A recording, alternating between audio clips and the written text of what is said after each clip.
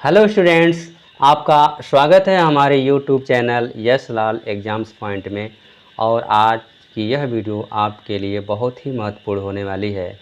अगर आपको यह वीडियो पसंद आए तो आप चैनल को लाइक और सब्सक्राइब करना न भूलें, ताकि आपको हमारी ऐसी ही महत्वपूर्ण वीडियो मिलती रहे। चलिए अब वीडियो को शुरू करते हैं। पहला प्रश्न यह है कि विकास का महत्वपूर्ण घटक है। विकास का महत्वपूर्ण घटक है।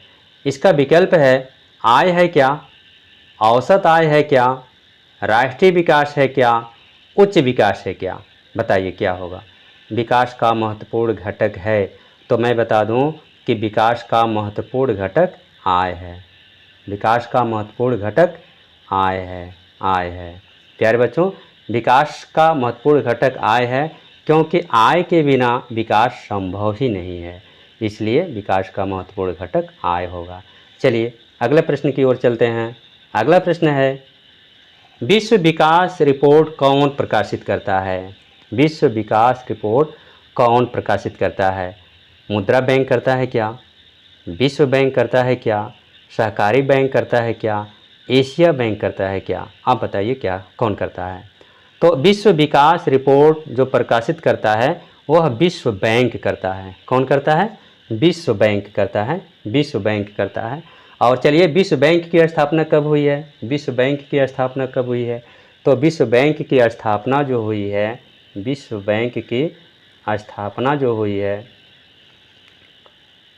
विश्व बैंक की स्थापना हुई है 1944 में। 1944 में। तो विश्व विकास रिपोर्ट कौन प्रकाशित करता है, विश्व बैंक करता है। चलिए अगले प्रश्न की ओर। निम्न में से किस राज्य की प्रति व्यक्ति आय सर्वाधिक है। निम्न में से किस राज्य की प्रति व्यक्ति आय सर्वाधिक है। हरियाणा की है क्या, बिहार की है क्या, राजस्थान की है क्या, मेघालय की है क्या। आपको बताना होगा कि इसमें जो 4 राज्य दिए गए हैं, हरियाणा है, बिहार है, राजस्थान है और मेघालय है, तो हमको बताना है कि इन चारों राज्यों में से किस राज्य की प्रति व्यक्ति आय सर्वाधिक है। तो अगर इसमें जो 4 राज्य की बात की गई है तो इसमें प्रति व्यक्ति आय सर्वाधिक है किसकी, हरियाणा की है। हरियाणा की है। और यदि ये पूछा जाए कि भारत में किस राज्य की प्रति व्यक्ति आय सर्वाधिक है तो गोवा की होगा। किसका होगा, गोवा का होगा। और अगर ये पूछे कि भारत में किस राज्य की प्रति व्यक्ति आय सबसे कम है तो कौन है, बिहार होगा। ध्यान रखिएगा, वो बिहार होगा। ठीक है। चलिए अगले प्रश्न की ओर चलते हैं। मानव विकास सूचकांक 2018 के अनुसार किस देश की स्थिति उच्चतम स्तर पर है। मानव विकास सूचकांक 2018 के अनुसार किस देश की स्थिति उच्चतम स्तर पर है। ऑप्शन है बांग्लादेश की है क्या, श्रीलंका की है क्या, भारत की है क्या, नेपाल की है क्या। तो किसकी है, इसमें होगा श्रीलंका की है। ठीक है ना। मानव विकास सूचकांक के अनुसार किस देश की स्थिति उच्चतम स्तर पर है तो श्रीलंका की है। अगर ये पूछा जाए कि पूरे विश्व में किस देश की जो है स्थिति उच्चतम स्तर पर है तो वह नॉर्वे का होगा। किसका होगा, नॉर्वे का होगा। और ये पूछा जाए कि भारत की स्थिति क्या रही है, मानव विकास सूचकांक 2018 के अनुसार भारत की स्थिति क्या रही, तो क्या होगा 130वें स्थान पर। भारत की स्थिति कितनी रही है, 130वें स्थान पर। चलिए अगले प्रश्न की ओर चलते हैं। निम्नलिखित में से किस देश का मानव विकास सूचकांक 2016 के अनुसार भारत से अधिक ऊंचा है। देखिए सेम इसके ठीक पहले वाले प्रश्न से मिलता जुलता ये प्रश्न है। निम्नलिखित देशों में से किस देश का मानव विकास सूचकांक 2016 के अनुसार भारत से अधिक ऊंचा रहा है। भारत से अधिक ऊंचा रहा है तो कौन रहा है, वो श्रीलंका रहा है। क्या बन रहा है, श्रीलंका रहा है। चलिए अगला प्रश्न। निम्नलिखित में से कौन सा विकसित देश है? निम्नलिखित में से कौन सा विकसित देश है? बताइए। ब्राज़ील है क्या? ब्राज़ील है क्या? भारत है क्या? भारत है क्या? फ्रांस है क्या? बांग्लादेश है क्या? तो इस प्रश्न का सही आंसर होगा फ्रांस है। ठीक है, अगले प्रश्न की ओर चलते हैं। निम्न पड़ोसी देशों में से मानव विकास की दृष्टि से किस देश की स्थिति भारत से बेहतर है? निम्न पड़ोसी देशों में से मानव विकास की दृष्टि से किस देश की स्थिति भारत से बेहतर है?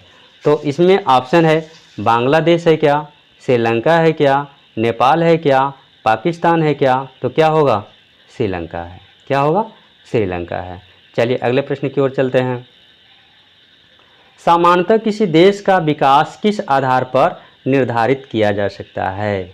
सामान्यतः किसी देश का विकास किस आधार पर निर्धारित किया जा सकता है? यानी कि किसी देश के विकास के लिए किन किन बातों का होना बहुत ज़रूरी है, किन किन बिंदुओं पर हम जो है उस पर ध्यान देते हैं। तो यहाँ है ऑप्शन प्रति व्यक्ति आय है क्या, औसत साक्षरता दर है क्या, लोगों की स्वास्थ्य स्थिति है क्या, और डी है उपरोक्त सभी। तो मैं बता दूं कि किसी देश के विकास के लिए यह जो है तीनों ज़रूरी है। यानी कि प्रति व्यक्ति आय भी ज़रूरी है, औसत साक्षरता दर भी ज़रूरी है, और लोगों की स्वास्थ्य स्थिति भी ज़रूरी है। तो इसका ऑप्शन जो होगा ना, इसके ऑप्शन को हम डी से शुरू करेंगे, यानी कि उपरोक्त सभी। चलिए अगले प्रश्न की ओर चलते हैं। मानव विकास रिपोर्ट 2018 में भारत को कौन सा स्थान प्राप्त हुआ है? यानी कि मानव विकास रिपोर्ट 2018 में भारत को कौन सा स्थान प्राप्त हुआ है? तो इसमें है ऑप्शन 125वां स्थान है क्या, 124वां स्थान है क्या, 129वां स्थान है क्या, 130वां स्थान है क्या? तो इसमें भारत की स्थिति जो है ना 130वां स्थान है। HDI में भारत की जो स्थिति है ना 130वां स्थान है। कहीं कहीं यह 129वां भी देता है। अगर 130वां न रहे तो 129वां रहे तो 129वां को भी हम सही कर सकते हैं। चलिए अगले प्रश्न की तरफ हम चलते हैं। अगला प्रश्न है भारत में आर्थिक उदारीकरण की शुरुआत कब हुई? भारत में आर्थिक उदारीकरण की शुरुआत कब हुई? इस प्रश्न को ऐसे भी पूछा जा सकता है कि भारत में नई आर्थिक नीति कब लागू हुई? ध्यान दीजिएगा, इस प्रश्न को ऐसे भी पूछा जा सकता है कि भारत में नई आर्थिक नीति कब लागू हुई? ऑप्शन है 1991 में क्या, वर्ष 1989 में क्या, वर्ष 1995 में क्या, और डी है वर्ष 1960 में क्या? तो भारत में आर्थिक उदारीकरण की शुरुआत जो हुई है सन 1991 में हुई है। कब हुई है? सन 1991 में हुई है। इसी को हम कहते हैं नई आर्थिक नीति। क्या कहते हैं? नई आर्थिक नीति। नई आर्थिक नीति यानी कि नई आर्थिक नीति की शुरुआत जो हुई ना भारत में, जो लागू हुई है, वह अगर एक्यूरेट डेट पूछा जाए तो 24 जुलाई 1991 में। यह भी जान लीजिए कि भारत में जो नई आर्थिक नीति के जनक कौन रहे हैं? भारत में नई आर्थिक नीति के जनक कौन रहे हैं? तो कौन रहे हैं? मनमोहन सिंह रहे हैं। कौन रहे हैं? मनमोहन सिंह रहे हैं। डॉक्टर मनमोहन सिंह रहे हैं नई आर्थिक नीति के जनक। नई आर्थिक नीति के जनक जो है डॉक्टर मनमोहन सिंह रहे हैं। मनमोहन सिंह। और कब लागू हुई है? 1991 में। ठीक है, इस नीति में LPG पॉलिसी को लाया गया। LPG का मतलब होता है, एल मीन्स होता है LPG की पॉलिसी अपनाई गई। एल मीन्स होता है लिबरलाइजेशन, P मीन्स होता है प्राइवेटाइजेशन, और G मीन्स होता है ग्लोबलाइजेशन। चलिए अगले प्रश्न की ओर चलते हैं। निम्नलिखित में से किस वर्ष बांग्लादेश ग्रामीण बैंक की स्थापना हुई? निम्नलिखित में से किस वर्ष बांग्लादेश ग्रामीण बैंक की स्थापना की गई है? तो 1960 में हुई है क्या, 1980 में हुई है क्या, 1970 में हुई है क्या, 1950 में हुई है क्या? तो इसका सही आंसर होगा सन 1970 में हुई है। ध्यान रखिएगा, 1970 में बांग्लादेश ग्रामीण बैंक की स्थापना की गई है। चलिए अगले प्रश्न की ओर चलते हैं। निम्नलिखित में से कौन सा ग्रामीण क्षेत्र के विकास का लक्ष्य है? यानी निम्नलिखित में से कौन सा ग्रामीण क्षेत्र के विकास का लक्ष्य है? यहाँ छूट गया है, इसको हम सही कर लेते हैं, लक्ष्य है। ठीक है, तो ये नियमित कार्य है क्या, उपज की उचित कीमत है क्या, बेहतर मजदूरी है क्या, और डी है ये सभी।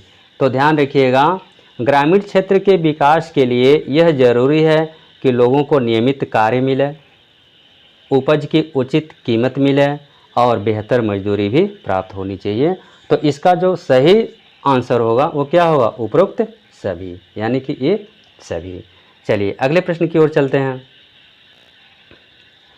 प्रति व्यक्ति आय को अन्य किस नाम से जाना जाता है? प्रति व्यक्ति आय को अन्य किस नाम से जाना जाता है? इसका ऑप्शन है, औसत आय से जाना जाता है क्या, राष्ट्रीय आय के नाम से जाना जाता है क्या, प्रति व्यक्ति आय के नाम से जाना जाता है क्या, और डी है इनमें से कोई नहीं। तो प्रति व्यक्ति आय को औसत आय के नाम से भी जाना जाता है। प्रति व्यक्ति आय को औसत आय के नाम से भी जाना जाता है। और प्रति व्यक्ति आय का जो फार्मूला है वह क्या हो जाएगा, देश की कुल राष्ट्रीय आय, कुल राष्ट्रीय आय बटे कुल जनसंख्या। ठीक, यानी कि प्रति व्यक्ति आय को अन्य किस नाम से जाना जाता है, तो औसत आय के नाम से भी जाना जाता है। चलिए अगला प्रश्न है, शिशु मृत्यु अनुपात निकाला जाता है। शिशु मृत्यु अनुपात निकाला जाता है 1000 जीवित बच्चों पर, 800 जीवित बच्चों पर, 500 जीवित बच्चों पर, 100 जीवित बच्चों पर। तो ध्यान रखिएगा, हमेशा चाहे वह जन्म दर हो चाहे मृत्यु दर हो, हमेशा जो है 1000 व्यक्तियों पर निकाला जाता है। तो यहाँ प्रश्न है, शिशु मृत्यु अनुपात निकाला जाता है कितने बच्चों पर, यानी 1000 जीवित बच्चों पर। 1000 जीवित बच्चों पर हम क्या करते हैं, शिशु मृत्यु दर अनुपात निकालते हैं।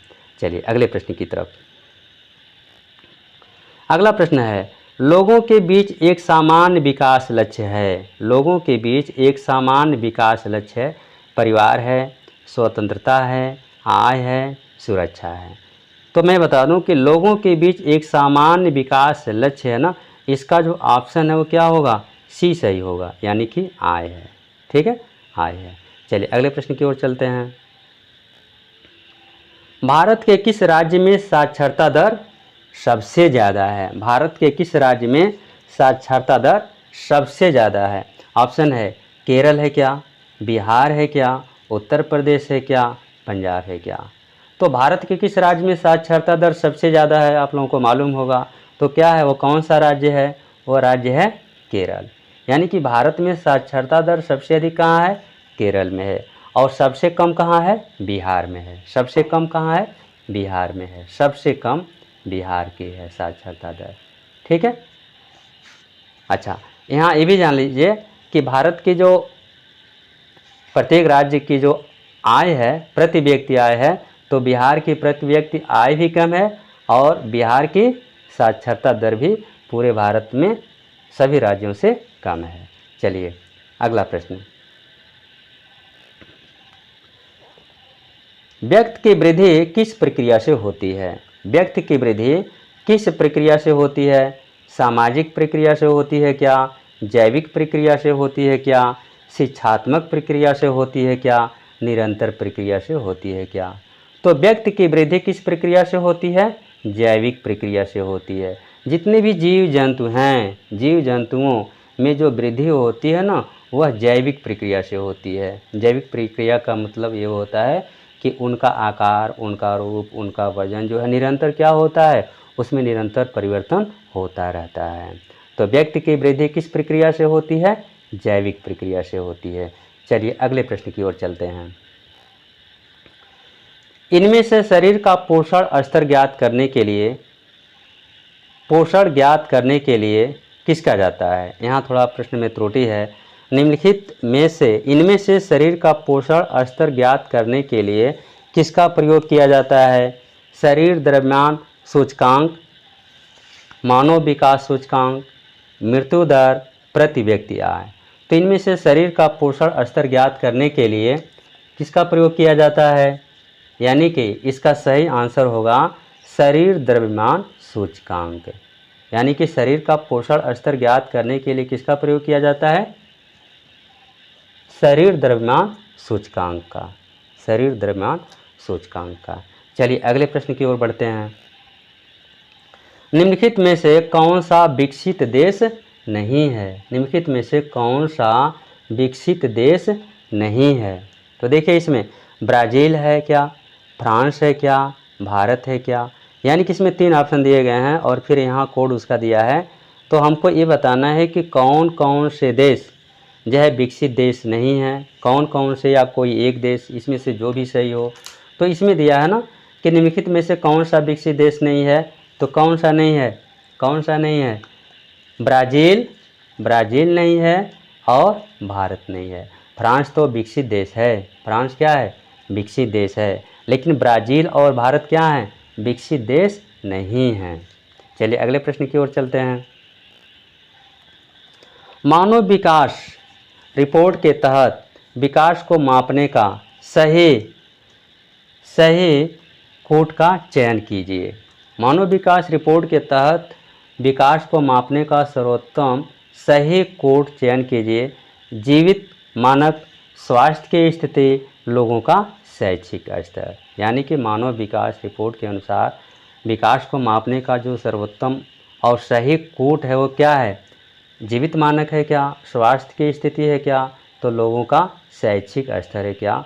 तो इसमें लिखा है ना आंसर केवल 1, केवल 2 और 3, 1 और 3, ये सभी। तो क्या है? ये सभी। यानी कि मानव विकास सूचकांक को मापने का, मानव विकास सूचकांक में जो है जीवित यानी कि जीवन प्रत्याशा और स्वास्थ्य की स्थिति और लोगों का शैक्षिक स्तर, तीनों को सम्मिलित किया जाता है।